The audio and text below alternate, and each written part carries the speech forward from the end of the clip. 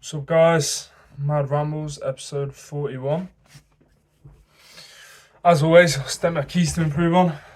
That being coming up with an idea, enthusiasm, video professionalism, going into detail when talking about topics, video plan, being more seated and less off-putting by movements, adding a title, posting immediately rather than doing, trying to show urgency, and as I said yesterday, two that I'll try and improve on this week is looking more into the camera and rewatching my videos, just so I can get a sense of where I need to improve and where I've been lacking. So today's episode is episode 40, and the title is The Importance of Choosing Your Own Path. And within that, I will talk about my backstory, why I say this, the purpose, true 100%, waking up every day wanting to conquer. So, the importance of choosing your own path, I think, is widely known that you get the best outcome when you get to choose the path you want to be on. I don't think anybody particularly enjoys a life that is chosen for them when there's things that they want to do. Or even if there's not necessarily a clear picture of what you want to do, the idea that someone takes control and takes hold of your life and directs it into a way that they would want it, that you don't, can be frustrating, can be annoying, can leave you not depressed but sad, definitely, and down, definitely, unmotivated, definitely.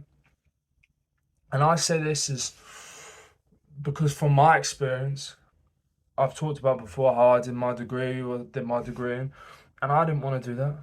I was naive and let and not. I'd be open and say like not didn't have enough consciousness and understanding of what I actually want and then what was right and what I needed to do with my life. So I was like, fuck it, I'll just let someone else decide.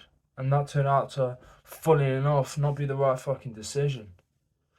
Because when you let someone else decide your life and you're doing it for your parents or you're doing it because your teachers say you're good at it or whatever it is, you end up not living a life that is true to you.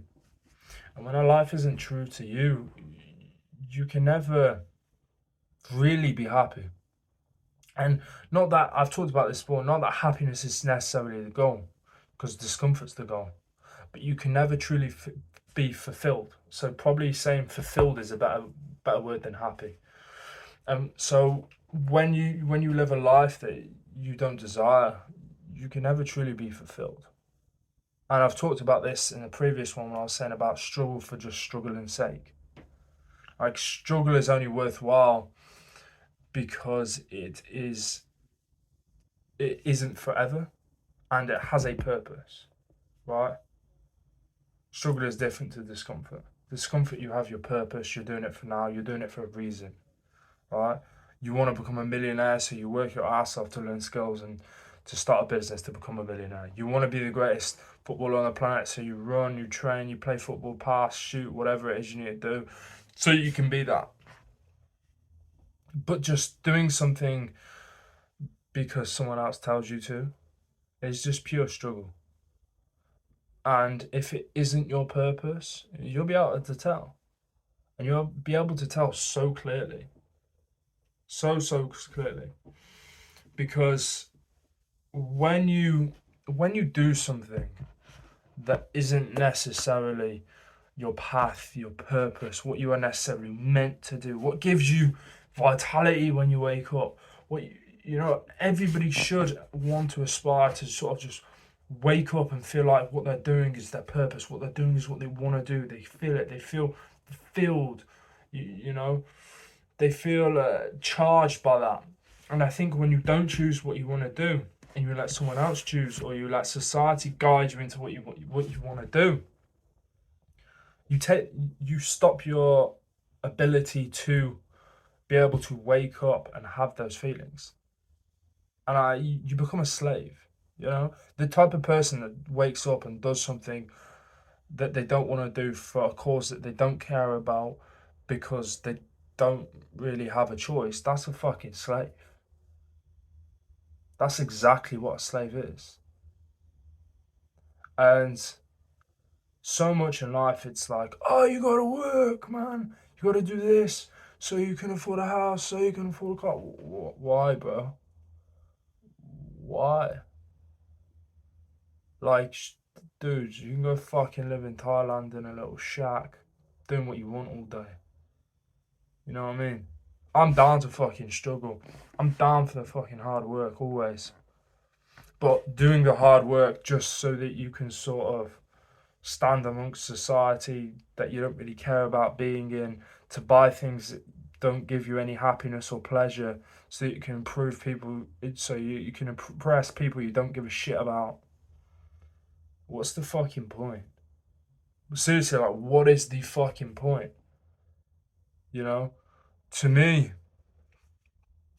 earning 10 grand a year, fucking doing what I want to do, doing what I love, waking up happy, waking up to challenge myself, to go through discomfort that I deem worthy, is far better than waking up earning 60k a year so that I can buy a house, you know? So that I can settle down with my 2.5 kids or whatever the fucking average is. Like, what is the point when those things don't give me happiness? Right? That those things I don't care about.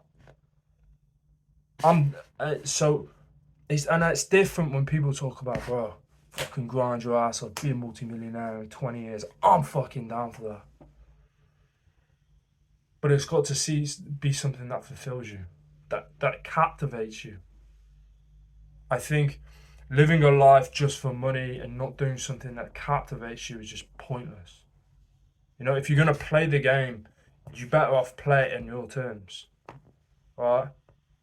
And I see so many people sort of do things they don't want to do, and they do it for like 60k a year or 30k a year.